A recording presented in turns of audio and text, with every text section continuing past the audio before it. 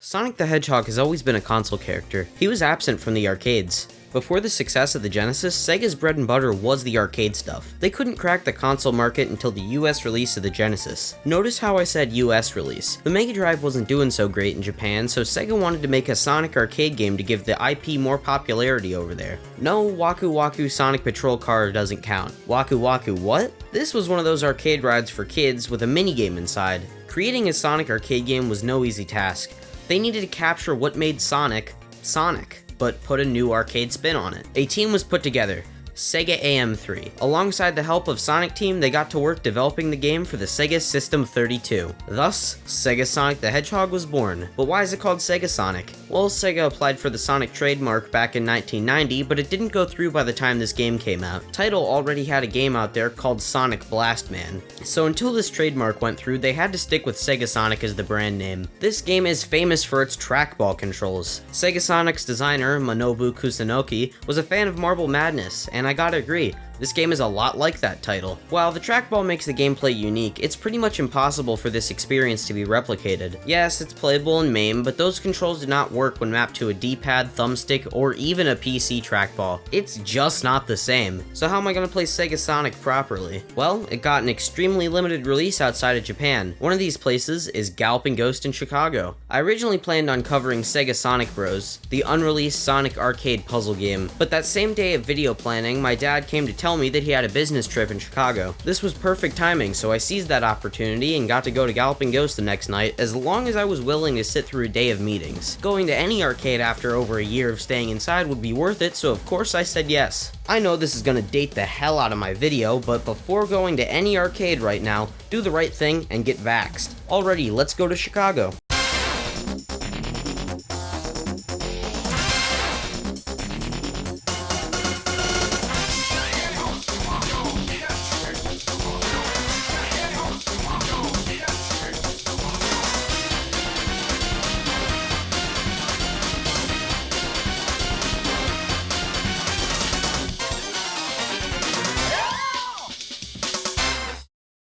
And we're there. Before I play some Sega Sonic, let's have a look through the arcade. We only have about 4 hours until close, and while that does seem like a lot, 1 hour was dedicated to just Sega Sonic, and we had to eat dinner. Pizza time. Plus, time flies here. My family comes to Chicago once or twice a year, and I usually spend upwards of 8 hours here. Yeah, I sound insane, but if you've ever stepped foot in this place, you would immediately understand. So here we are, in front of the machine. Yes, the review is going to be done with this footage if you're there at the arcade with me. It's been a long journey. Time to play some Sega Sonic the Hedgehog.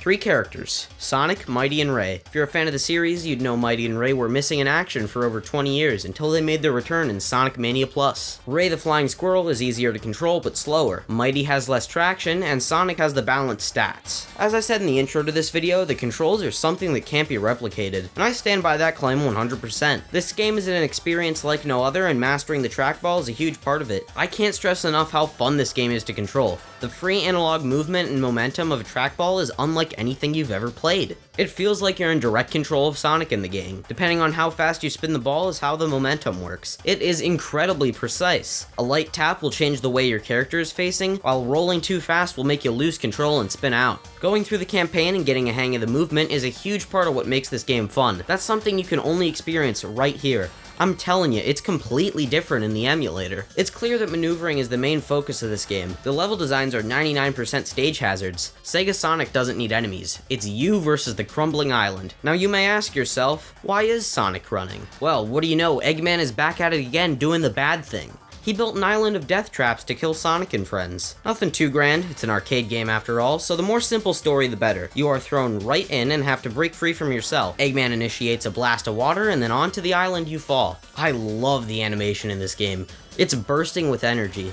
very reminiscent of classic Looney Tunes shorts with the wacky physics and exaggerated expressions. It gives this game a super fun vibe and the impression that you're in for a good time. On my first time playing, I had a little bit of trouble. This game is so unique and it took a second for things to click. Volcanic Vault does a great job of introducing you to what this game has to offer. It's short, but shows what kind of twists and turns you're in for. A chase from a red-hot rock, followed by a series of lava pits and gates, then a falling bridge finished off by a stone path with bursts of magma, all happening at a relatively quick pace. This game is throwing new hazards at you every second, and you have to think on your feet to clear them. There's so much creativity in each stage. They are all memorable in their own special way. Volcanic Vault gets you acclimated with the unique controls, but is no easy tutorial. This game is a bit of a quarter muncher, but Galloping Ghost is one of those fantastic establishments with an entrance fee and all machines are set to free play. This is a system I love. It's a win-win for both the customer and the operator. You don't have to worry about quarters and a budget, while the owner gets a consistent pay. So yeah, be prepared to continue a bunch. But honestly, I don't think this bogs down the experience. In something like a shmup, yes. But here, the game is difficult enough where you're still challenged, but it feels fair. There are sections where you'll die a ton,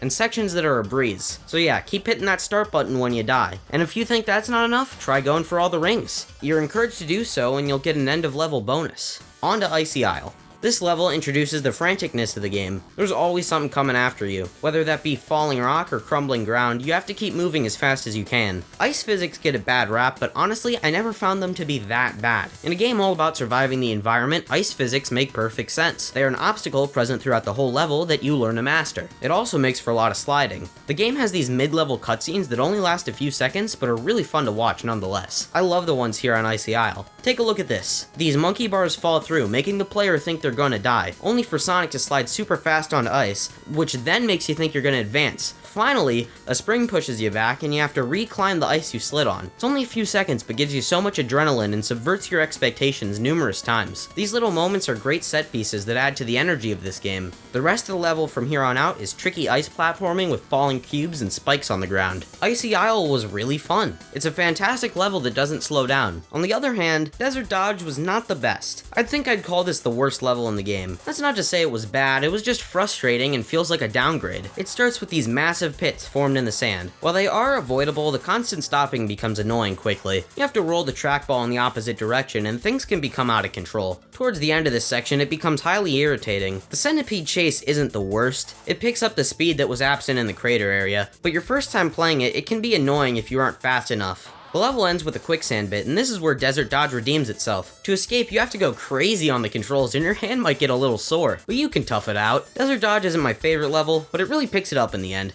Trap Tower makes you forget Desert Dodge was mediocre. I love the chase sequences, and this level is just one big chase. Eggman's globally famous spinning gears are after you. You not only have to run past them, but also get through spike presses. The timing on these is tight, and you have just enough time to learn the pattern as the gears are chasing after you. This is my favorite moment of the game's signature franticness. After that, you get a ladder sequence with fire everywhere. This is a great change of pace from running. That's all there is to the level, but it's just really solid. Now's a good time to talk about the music. I couldn't hear the game too well at the arcade, so I had to listen to the soundtrack afterward. It's a Sega arcade game, and a Sonic one at that, so the soundtrack is guaranteed to be excellent. Trap Tower here was my favorite theme in the game.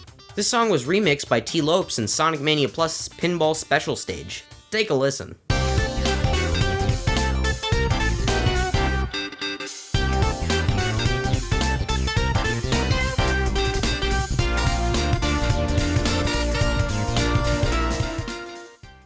It is indeed the best song from SegaSonic and wholeheartedly deserved this great remix. Landslide Limbo. The theme here felt a little uninspired. Rocks don't look all too different from the sand. By this point in the game, you gotta be precise with your movement. It's super easy to fall off the ground. The obstacles here are also timing specific. The catapults and swinging bars are challenging hazards. In general, the level doesn't feel as creative as the rest of the game. It boils down to run and dodge without anything too interesting. At least it retains the speed, so it could be worse. That is, until you get to the mini-boss. I did praise the lack of enemies in this game, but levels do feel a bit empty without them. Thankfully, circular saws and electric fences can ease up your loneliness. On my first playthrough, I took a ton of hits here. The timing didn't click with me, but since I had infinite credits, I eventually cleared it. On my second and third playthrough, I had a lot more fun here. This boss makes up for the relative lack of creativity in the platforming section of this level. Landslide Limbo is a great level, it's just a little rough at first. Hopefully the next level can bring back the excitement. What do you know, it does. Wild Waterway sounds like it would be bad. Typically, Sonic water levels are the opposite of good, but here it's great. In the conventional Sonic water level, you have to make sure you have air to breathe, go slow, and deal with floaty physics. Anyone who's gone through that knows it's far from the best time. Here, Sonic learns how to breathe underwater, which he should have retained in the games after this, and the water physics are basically just the same as the quicksand. Go crazy on that trackball. If the water level is fun, you know the game's a winner. This isn't the whole thing. After escaping the water, you climb a rock wall, which is just a reskin version of the trap tower ladders. Still, it's a fun obstacle. This level ends off with rafts, and they are a great test of your skill. They require precise movement of the trackball and jump timing, and falling in that water drains half your health bar, so you better stay on those planks. When I reached this point in the game, I remembered all the previous levels and felt a sense of accomplishment. This is part of the experience that can't be replicated. You master the controls, and they feel so satisfying to use. It's what makes the game so replayable. Even if you know the levels by heart, simply controlling Sonic, Ray, or Mighty will always be fun. Finally, Eggman's Tower. Unfortunately, this level ditches the fun alliteration scheme of the previous ones. Could they really not have come up with something here? This is like the chase from Trap Tower cranked up to 11. The obstacles are faster, more frequent, and you have even less time. Then you get to the Fallen Bridge. This requires ridiculous speed. I fell every time. The level pretty much just repeats. Chase, ladder, and bridge. At long last, you meet up with Eggman. He sets the whole place to self-destruct. Man, he sure does love to blow up islands. Race against the countdown timer and escape the place. Sadly, in all three of my playthroughs, I couldn't make it. Look how close I came with Ray. I could have kept going, but my camera battery was a luxury. Only had a little over an hour. After all three playthroughs, I was left with 20 minutes to film the rest of the arcade. So I guess I gotta go against the rules of this video and show you the ending in MAME. The trio escape and the credits roll. I'm not missing too much, am I? Eggman runs out of fuel in the after credits, and that's the game. SegaSonic the Hedgehog was a blast start to finish. I had so many positive things to say about this game.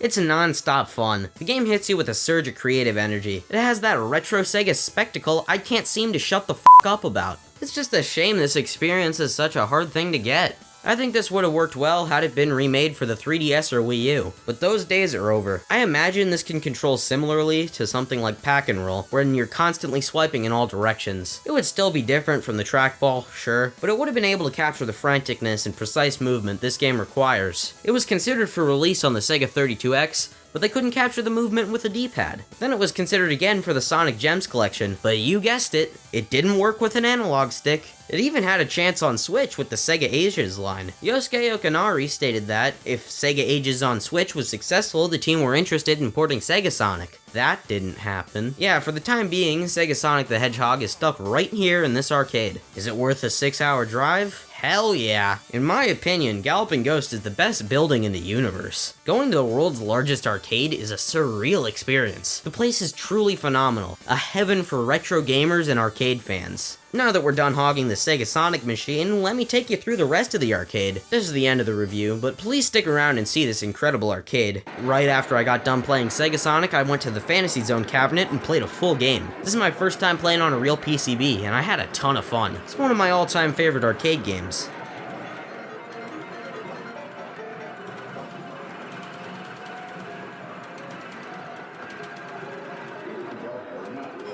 If you haven't yet, please check out my video reviewing the entire series.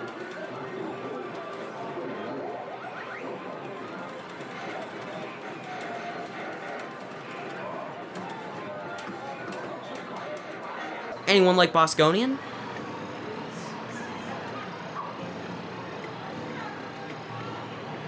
Anyone at all?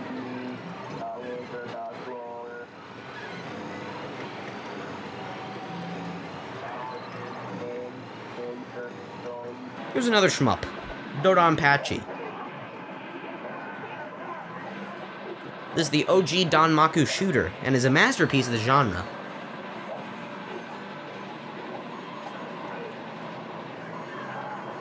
I've been playing it a ton on my Saturn, and while the CRT here kinda sucked, I still had a great time.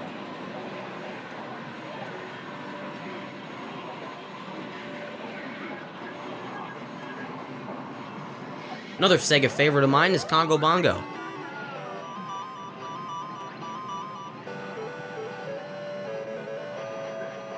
Love playing this one on Sonic's Ultimate Genesis collection.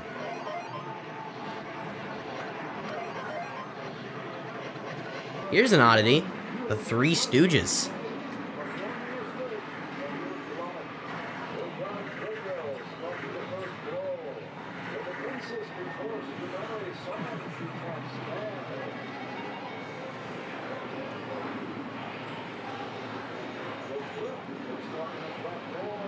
This game's kinda like Atari's Food Fight, except it's really bad.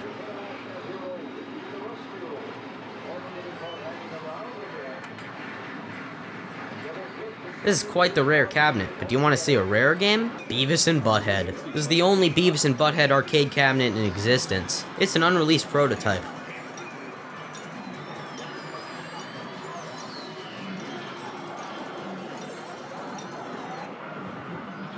Beavis and Butthead is not the best beat 'em up, but it certainly is worth a play for the sheer novelty alone.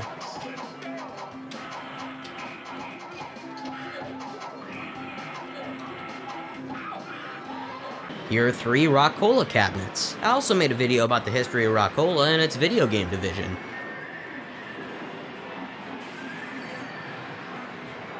This is Nibbler, and it's a ton of fun.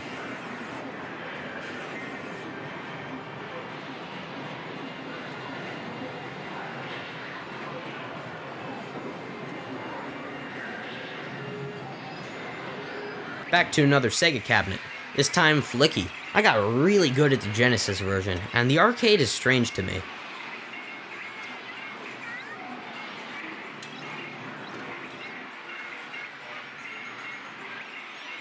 has more simplistic graphics and different physics.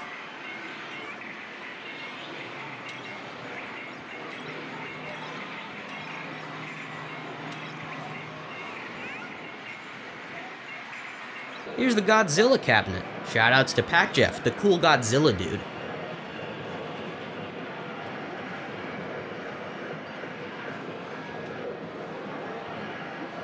I thought this would be like the Turbo Duo game, but they're pretty different.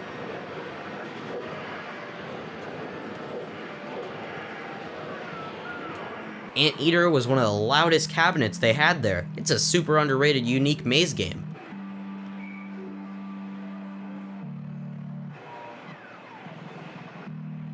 I suck at it, but it's still enjoyable.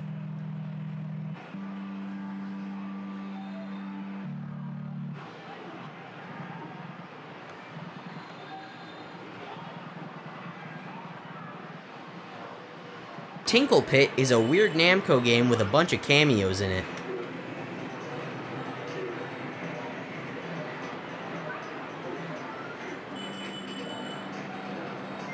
It's like a mix between Rainbow Islands and Mr. Do. Weird ass name, but it's worth a play.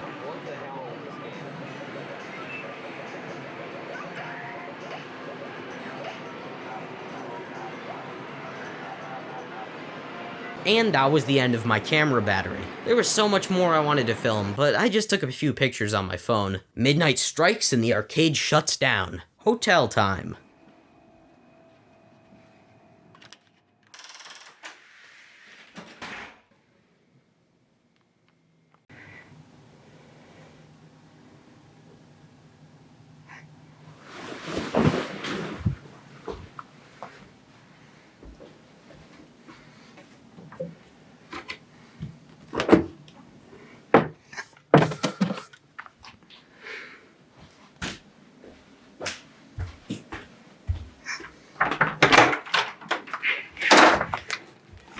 And we're back in the game room. Tune in a month from now for the birthday game room tour. Until then, I'm Amiiben, and I'll catch you later.